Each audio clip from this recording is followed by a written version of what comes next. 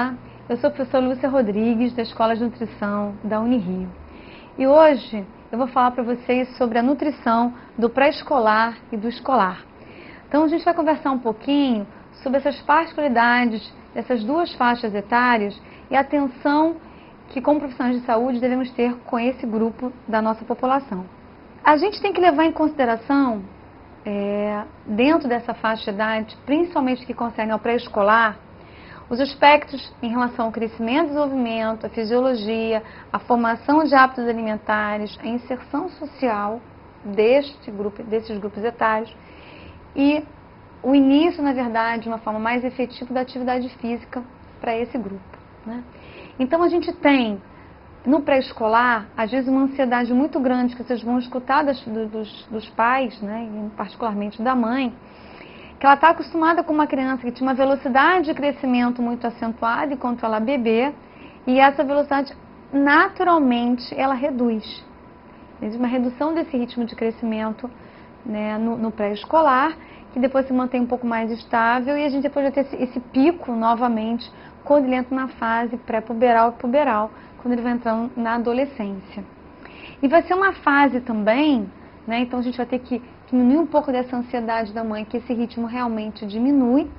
É uma fase que a mãe vai vendo intensamente esse desenvolvimento, que a criança com uma capacidade cada vez maior de fazer coisas diferentes que elas não faziam antes. Então, isso foi muito mais evidente, né? Ele fala mais, ele está mais inserido, ele escolhe, ele diz, mamãe, quero, não quero, vou fazer, não vou fazer, ele já está tendo uma inserção maior, né? Ainda o pré-escolar, ele tem uma coisa muito voltada para ele, mas ele já começa a ter os coleguinhas, essa inserção social se estabelece muito melhor, né? Uma interação maior na fase do escolar, né? Ele vai começando a ter toda uma maturidade da fisiologia digestiva, mas essa criança não pode ser tratada como ela já anda, ela come igual um adulto. Isso acontece muito com a família, né?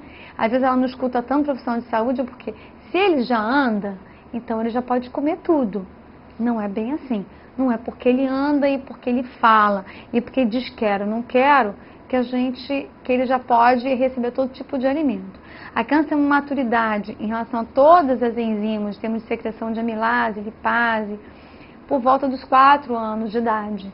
Então, não dá pra gente achar que a criança com 2 anos, porque ela está andando, que ela vai se inserir em todos os hábitos adversos da família. E ela vai adquirir hábitos bons ou hábitos adversos nessa fase de idade. E uma coisa muito importante que a gente coloque, vocês devem colocar também para os pais, que vocês tiverem contato, é que hábito alimentar a gente forma até essa fase do pré-escolar. Então, hábito se estabelece, memória de sabor é estabelecida.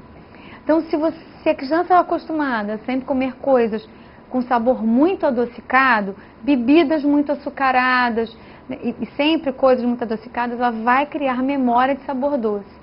Não que a gente não possa tentar reverter um pouco disso em fases posteriores da vida, mas sempre fica muito mais difícil. Depois da memória de sabor adquirida, sempre fica muito mais difícil. A criança sempre vai achar que está sem açúcar, ou a mesma coisa vai acontecer com a questão do sal. Se eu sempre acostumar a criança com a comida um pouco mais condimentada e com um teor maior de sal, principalmente nessa questão do uso que a gente tem hoje desses produtos industrializados em termos de temperos, né, que são feitos esses caldos, chamados caldos de carne, caldos de galinha, caldos de legume, caldos vinculados para ser usado para preparo do arroz ou caldos vinculados para preparo do feijão, são produtos que têm muito sal, que tem glutamato monossódico, e vocês precisam saber e dizer para a mãe que o glutamato altera a percepção do paladar. Então, quando você come produtos com glutamato, cada vez mais você quer coisas mais salgadas e mais apimentadas. Mais glutamato você vai querer colocar. Ele altera a papila gustativa. Nessa fase de idade, tem uma percepção muito boa. Papilas totalmente bem formadas, com uma identificação total de sabor. Doce, amargo, azedo, tudo ela vai identificar. O salgado, o doce, muito bem. Então, essa memória, tanto que quando você vai recordar da sua infância, que você vai lembrar daquele gostinho mais assim. A gente tem essa memória de sabor, né? Parece que você sente o gosto daquela coisa que a sua avó fazia, no gosto de alguma coisa que você comia na tua infância. Porque a gente grava isso. Então, essa orientação nessa fase da vida, eu te indico para as mães. O bebê é importante, mas o pré-escolar para estabelecimento de hábito alimentar é, assim, crucial. E o profissional de saúde é, assim, muito importante para dar o trilho, para dar o norte, né? Para explicar como deve ser feito, para que a gente não tenha esses distúrbios depois em fases futuras da vida, né? Então, isso vocês têm que ter bem. O hábito se forma nessa idade. Se a família come errado e ensinar a comer errado, depois a mãe vai chegar para a gente mais na fase do escolar e muitas vezes no adolescente, para a gente corrigir erros que aconteceram lá quando ela era menor, né? E ensinar para a criança que não é, por exemplo, para usar num copo de leite 4 colheres de achocolatado de sopa com mais 2 colheres de sopa de açúcar. Ah, não, Lúcia, isso não existe. Não, isso existe. Eu já peguei não uma, mas dezenas, eu acho que até centenas de vezes nesses anos que eu trabalho com criança e adolescente.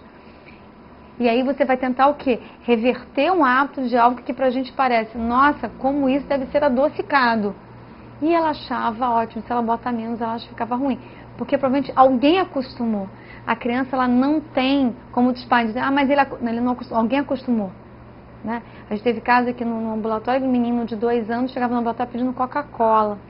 Aí a mãe, não sei como é que ele acostumou. Eu falei, ele vai no supermercado sozinho, vai na prateleira, pega, vai no caixa, paga, ainda abre a lata e bebe sozinho, com 2 anos de idade, né? Isso eu falando junto com a pediatra aqui, nossa professora da universidade. A gente falando com ela, a mãe ficou meio olhando pra gente e o menino encaminhado ao ortopedista porque estava com uma alteração importante, né? De toda a estrutura física dele, em termos das pernas arqueadas, pelo excesso de peso, pelo hábito que estava sendo estabelecido. Então, acho que são pequenos cuidados que a gente tem que ter e reforçar na hora da conduta, né? Então, reforçando essa questão da fisiologia, tanto da memória de sabor, quanto desse amadurecimento da capacidade de comer uma quantidade maior de outros tipos de gorduras, né? E dessa capacidade total de digerir vários tipos de amido e de fibra. Porque a criança pode comer muito carboidrato, mas ninguém quer dar um carboidrato que tem uma associação com fibra, que pode fazer mal, né? E a criança já tem que começar a ser apresentada de uma forma mais efetiva, né? Então, a gente tem uma fase de formação de hábito alimentar, né? Esse que é o desafio. E esse hábito, digamos que o foco é o pré-escolar. E aí, muitas vezes, onde a mãe já começa a não querer mais atenção do serviço de saúde, que já fica menos doente, já quer ir menos. E aí já perde um pouco desse controle, dessa atuação nesse grupo etário, né? E essa questão do estímulo, que a gente sempre fala que tem que começar com a atividade física, a gente é brincadeira. É estimular as crianças a brincarem, né? E sempre lembrando que não é para a criança brincar e a mãe achar que é para brincadeira para enfiar comida na boca. Isso é um outro problema, assim. A brincadeira e deixar a criança ativa, aproveitar para ela ficar distraída para ela comer. Não. Você tem que ter consciência que está comendo. A fome e a saciedade são reguladas pelo hipotálamo. Para ele ser ativado, esse inibido, você precisa ter uma inserção, né? Uma conversa, um diálogo com a sua comida. Você tem que ter consciência que você está comendo. Você não pode comer, não. Eu estou jogando bolinha, eu estou no mouse. Eu já vi mãe com 2 anos e pouco bota a criança no mouse, no computador, e vai dando a comida para ela ficar mexendo no mouse, e o negócio fica andando. Aí a criança, e a mãe enfia. Então, isso é muito, a mesma coisa acontece com o computador, né? E há muitos anos com a televisão. Não importa. Se ele só come vendo televisão, não quero nem saber. Como é que ele vai aprender a regular a fome? Como é que ele vai aprender a identificar o que é sentir fome e o que é estar satisfeito? A gente tem que trabalhar com isso, né? Não é botar a criança, como eu tive uma paciente no ambulatório, que a avó botava a criança no elevador. E ficava subindo e descendo de elevador várias vezes para fazer a criança comer. Porque ela só comia dentro do elevador.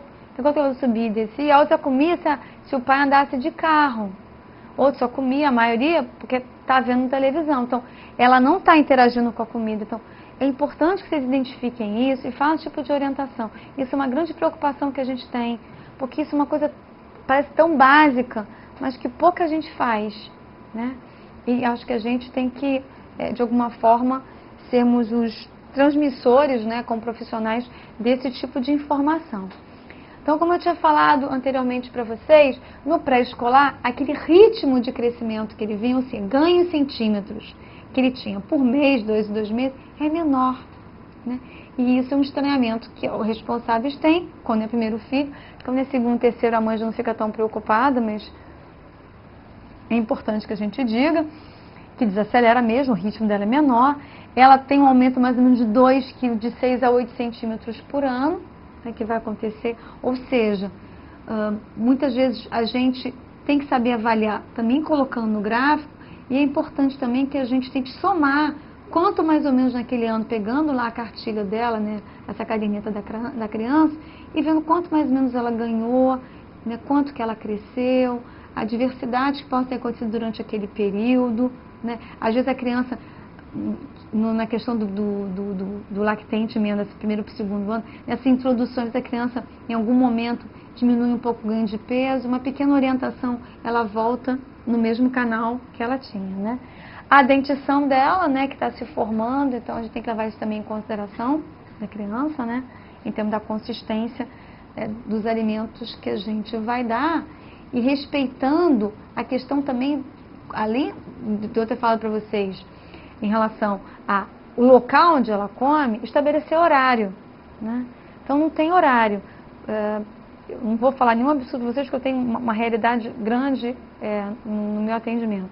As crianças não têm horário, então até crianças de 3 anos dormem meia-noite, acordam 10 da manhã, né? Então assim, você tem uma deturpação de horário. Aí a criança vai tomar café às 10, aí depois a avó acaba dando um lanchinho ao meio-dia, a criança vai almoçar às 3, aí já não sabe mais que hora já dá lanche, vai dar jantar.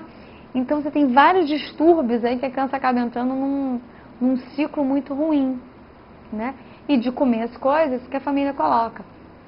Pegamos uma criança de 2 anos de idade, que ela só comia o que a mãe comia. Então assim, a mãe só tomava de manhã café preto com pão. Ela comia café preto com pão.